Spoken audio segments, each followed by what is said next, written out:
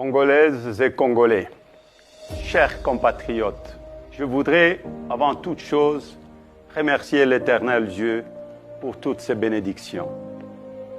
Permettez-moi ensuite de m'incliner devant la mémoire de nos compatriotes et de tous ceux qui ont perdu leur vie suite aux activités criminelles de groupes armés, internes et externes, et surtout l'étendue du territoire national, notamment à Ituri, au Nord Kivu et à Kwamut.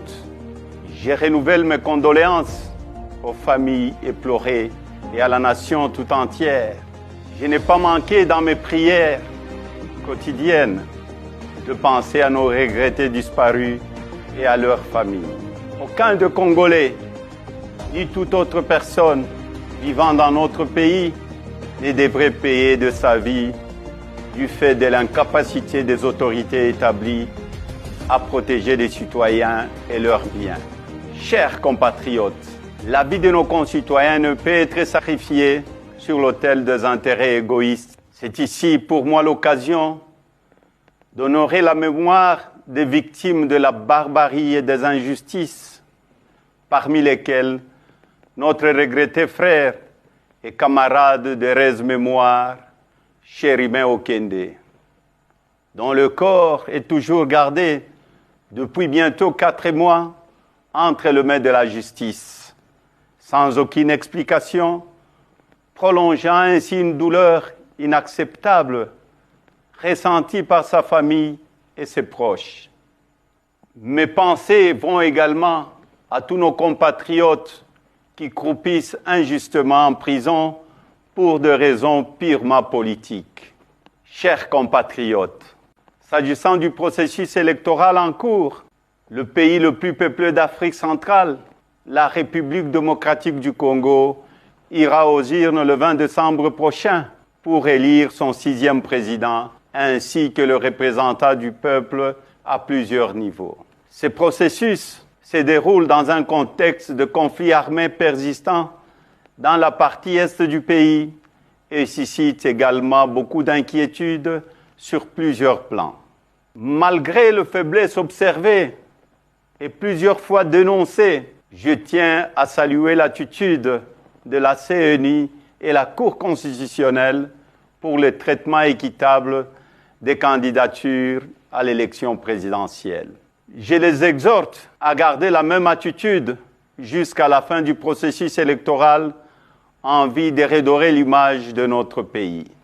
Chers compatriotes, le temps est arrivé de mettre un terme à l'insécurité et aux tueries surtout dans la partie est de notre République, de répartir équitablement les richesses du pays et de dissiper la misère de la population, de mettre fin à la gabegie financière, au détournement, à la corruption et au tribalisme, de couper court à l'instrumentalisation de la justice, de doter la République d'une administration efficace, d'une armée républicaine, professionnelle et dissuasive et d'une police au service des citoyens, de restaurer l'autorité de l'État, d'améliorer les conditions socio-économiques des Congolais. Je suis convaincu que notre détermination de sortir de ces conditions de vie qui se dégradent continuellement va conforter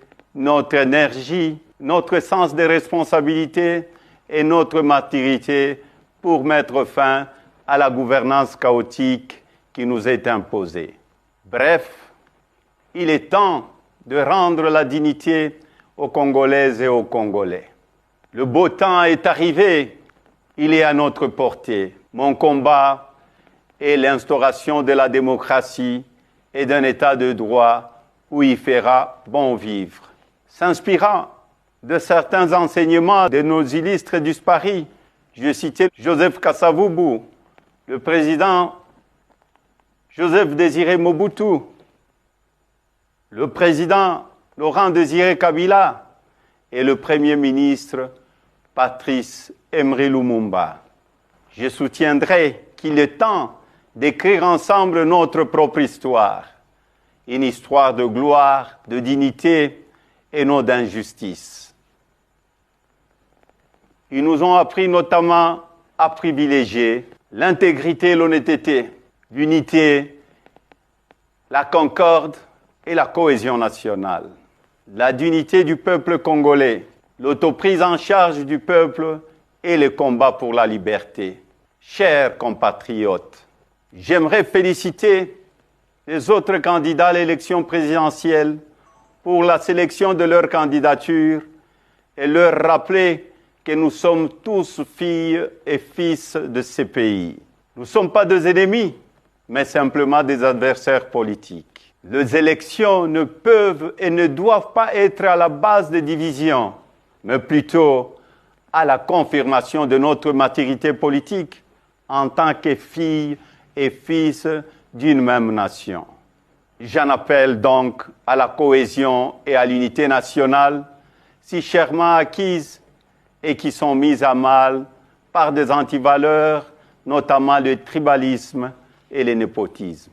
Nous devons tous de sensibiliser nos équipes de campagne et nos militants au respect mutuel et aux échanges constructifs pour le bien-être de notre pays. Par ailleurs, je demanderai à tous les candidats de s'impliquer dans le processus électoral afin que la vérité des urnes soit respectée et observée par tous.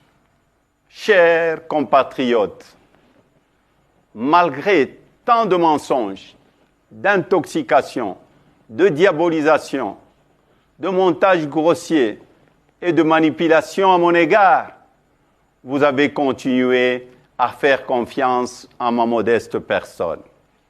En dépit des intimidations, de menaces et de turbulences de tout genre, vous n'avez pas baissé le bras et vous avez milité avec détermination pour que la CENI et la Cour constitutionnelle travaillent dans le strict respect de nos lois lors de l'analyse et du traitement de dossiers de candidats à l'élection présidentielle.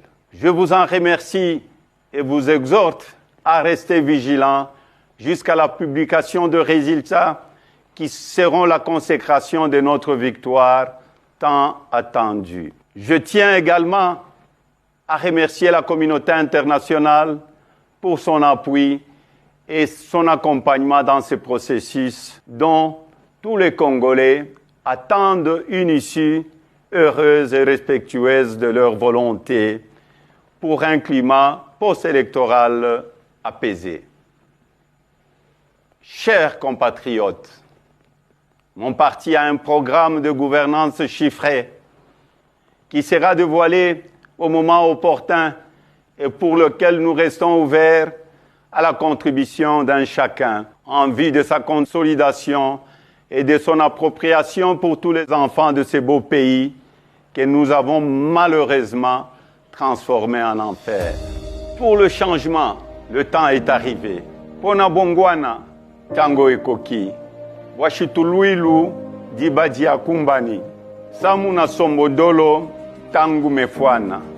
Kwa mabadilisho wakati inenea. Un autre Congo est possible. Que Dieu bénisse la République démocratique du Congo et son peuple. Je vous remercie.